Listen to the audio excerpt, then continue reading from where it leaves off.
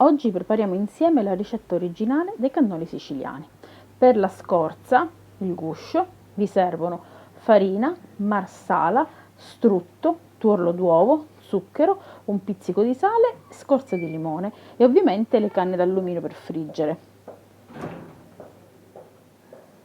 Per la farcia, quella tradizionale, ricotta di pecora freschissima, zucchero e poi semplicemente la guarnizione, frutta secca tritata o cioccolato.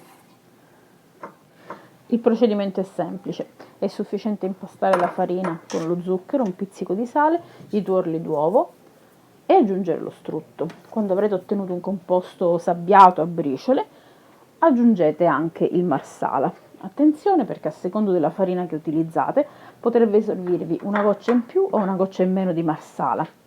Non eliminate né il marsala né lo strutto perché sono fondamentali per ottenere le famose bolle dei cannoli che si friggono e devono risultare leggeri e appunto bollosi, friabili.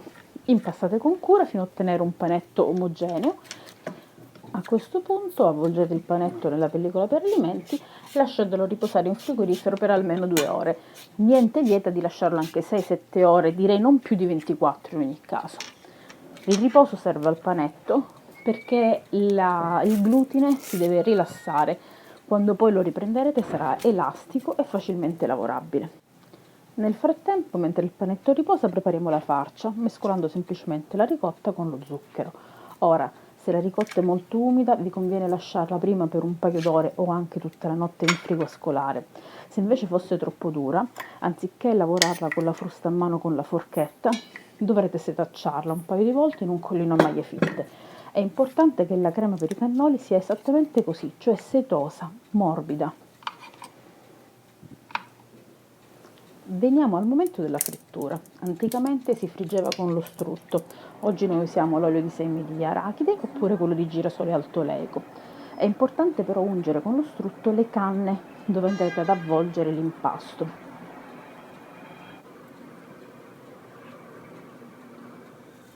Allora, prendete dall'impasto dei piccoli pezzi e iniziate ad assottigliarli con il mattarello. La cosa fondamentale è che la scorza dei cannoli deve avere uno spessore di non oltre 2 mm.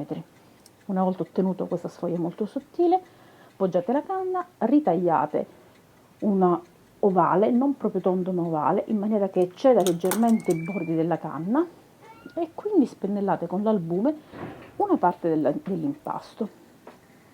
Avvolgetelo come vedete, con la parte con l'albume sopra quella senza, pressate per impedire che in frittura si aprano. Mi raccomando, l'olio deve essere a 165 gradi, usate un termometro e i cannoli vanno fritti fino a doratura. Non troppo, altrimenti prenderanno un sapore amaro. Vedrete che in cottura si formano immediatamente queste bolle, è segno che avete fatto un impasto perfetto.